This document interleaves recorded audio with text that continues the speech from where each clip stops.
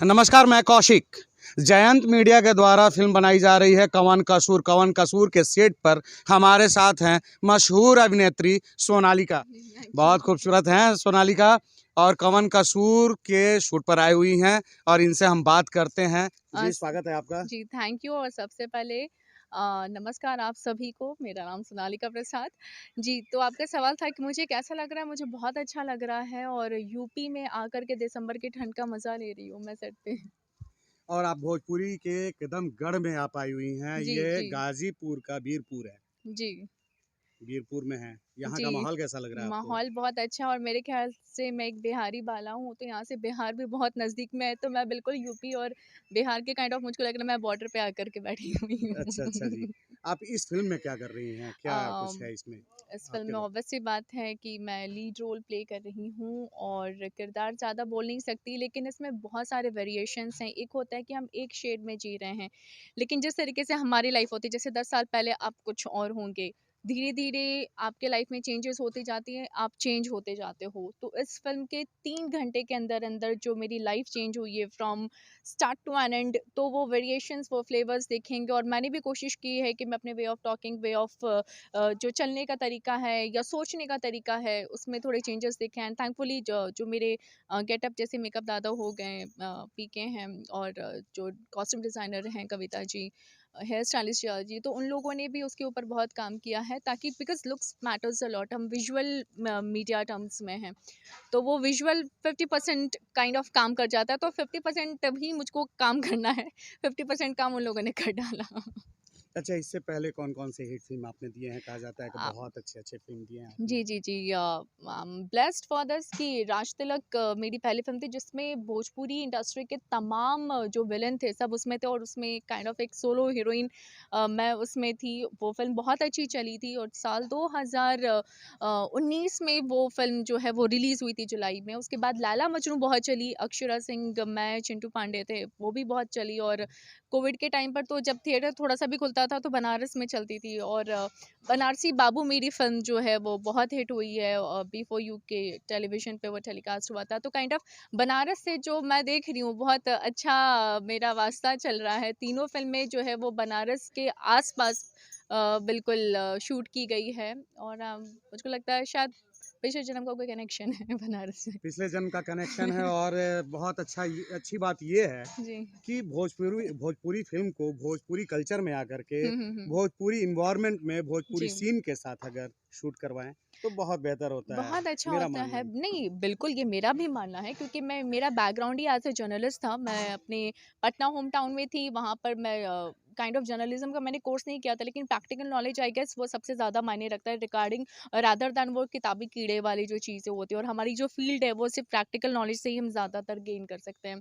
फिर मैं TV shows में गई, तो फिर मुझको लगा कि काइंड ऑफ भोजपुरी फिर ना बहुत अच्छा लेवल पे ग्रो हो रहा था। एक अच्छे लेवल पे बन रहा था, तो फैमिली ने भी कई बार कहा कि बिकॉज़ फ़िल्म्स तो फ़िल्म होते हैं, नो डाउट, तो व्हाई नॉट ट्राई किया जाए। और मेरे अमित शुक्ला जो फ्रेंड हैं, बहुत ही अच्छे दोस्त हैं और आप सब जानते हैं कि उनकी एक्टिंग कमाल की है। देन ही बहुत लाजवाब। ही सजेस्टेड मी कि Sonalika do just one thing, TV तो चलो कर रहे हो, बट उसमें टीवी में किरदार के नाम हिट होते हैं, आप नहीं होते। और कई बार होता है कि आप दूसरे टीवी शोज़ करो तो अगर आपने पहला काम अच्छा कर दिया तो वो किरदार का छाप जो वो हमेशा रहता है। Why not you do films? और उन्होंने सजेस्ट किया मुझे, 1-2 नाम उन्होंने बताया और उसके बाद फिर मैं चल पड़ी और मेरे लिए भोजपुरी का जो जर्नी रहा वो बहुत आसान रहा। ऐसा लगा कि शायद Bhojpuri was waiting, industry this industry was waiting for me कि मैं आऊँ एंड सीरियसली मुझको कोई स्ट्रगल उस मतलब बैड फेज़ या मैं लोगों से सुनती हूँ वो नहीं करना पड़ा। और टीवी के वजह से, जर्नलिज़्म की वजह से मुझको कॉन्फिडेंस मिला। टीवी की वजह से एक्टिंग में इमीडिएटली मुझको हेल्प मिला क्योंकि सब चीज़ें मैंने प्रैक्टिकल सीखा और वो भोजपुरी में आकर काइंड ऑफ मुझको रिवॉर्ड मिला काइंड। चलिए, ये बहुत खुशी की बात है कि सोनालिका जर्नलिस्ट भी रह चुकी हैं, तो ये हम लोगों के लिए बहुत खुशी की बात है। मैं इनसे ये जानना चाहूँगा कि आगे आप दर्शकों को क्या देने वाली हैं? क्या प्रोजेक्ट है आपके अब पास? बहुत सारे नंबर्स ऑफ प्रोजेक्ट्स हैं बिकॉज ऑफ कोविड की वजह से जो था, बहुत से मेरे फिल्म्स जो रिलीज़ नहीं हो पाए थे। सबसे पहले जो रवि किशन जी एमपी गोरखपुर के बने, तो इमिडिएटली जब वो फिल्म पे आए तो उनके साथ ही मैंने काम किया था, तो वो मेरे लिए बहुत ही अच्छा दिन था। 10 फ़िल्में हैं अभी जो रिलीज़ पर हैं और अभी कवन कसूर के सेट पे जो आई हूँ, और मैं खुश हूँ कि जो हमारे डायरेक्टर हैं वो खुद भी जर्नलिज्म के बहुत ही स्ट्रॉन्ग बैकग्राउंड से ताल्लुकात रखते हैं। राधे श्याम सर राधे जो श्याम हैं, सर तो बड़े विद्वान व्यक्ति हाँ, हैं वो बहुत। राधे श्याम राय सर सेट पे जब पहली बार मैं उनसे मिली थी तो ही वॉज वेरी स्ट्रिक्ट। उसके बाद मुझको पता चला कि he is so golden heart, और इसीलिए आपको थोड़ा स्ट्रॉन्ग होना पड़ता है। जैसे कछुआ का जो शेल होता है वो बहुत स्ट्रॉन्ग होता है, बिकॉज इनर साइड इज बहुत ही सॉफ्ट होते हैं। तो वो जैसे राधे श्याम राय सर से तो मुझको लग रहा है कि बहुत लंबी ट्यूनिंग उनके साथ चलने वाली है, not regard on films, but मुझको ऐसा फील हो रहा है from inside of my soul कि मीडिया टर्म से रिलेटेड भी हम लोग काफ़ी आगे जा सकते हैं। तो लेट्स सी, ये अभी मेरे दिमाग में चल रहा है, अभी तक मैंने उनके साथ डिस्कस नहीं किया है।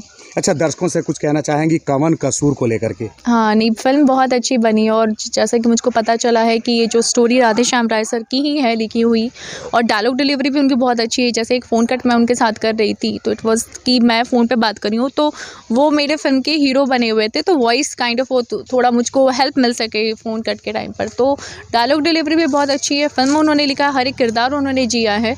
तो कवन कसूर की जो स्टोरी है वो एक्चुअली यही है कि कई बार हम फ़िल्म अपनी ज़िंदगी के ऐसे सिचुएशंस में फंस जाते हैं कि ऐसा लगता है हमारा कसूर क्या था, मतलब हम ही क्यों, हमारे साथ ही क्यों ऐसा हुआ। तो ये सिर्फ मेरे साथ नहीं, इस फिल्म में जितने भी जो 3 अहम किरदार हैं उनके साथ ये जो चीज़ें हुई हैं, तो इनमें किसी का कोई कसूर नहीं है, लेकिन भुगत सब रहे हैं। तो यही एक छोटा सा मैं सम अप फिल्म की कहानी का एक बता सकती हूँ, पूरी चलिए, बहुत बहुत बातें नहीं बोल धन्यवाद मेरे सकती। साथ आने के लिए। तो आप लोग भी इंतजार कीजिए कवन कसूर का। सोनालिका इसमें है, और सोनालिका ने जिस तरीके से फिल्म के बारे में, फिल्म की टीम के बारे में, और सबसे बढ़कर के राधे श्याम राय जी के बारे में बताया, जो कि इस फिल्म के प्रोड्यूसर, डायरेक्टर और राइटर भी हैं, बड़े विद्वान व्यक्ति हैं। बहुत अच्छी समझ है, ज़मीनी समझ है, और जो उन्होंने स्टोरी लिखा हुआ है वो हमारे घर में, हमारे आस-पास में घटनाएँ जो होती हैं उससे रिलेटेड है, उससे जुड़ी ही घटनाएँ हैं। तो आप लोग इंतज़ार कीजिए कवन कसूर का। अब तक के लिए बस यही तक, फिर मिलते हैं नए मुद्दे, नए सरोकारों के साथ। तब तक के लिए इंतज़ार करते हैं। नमस्कार।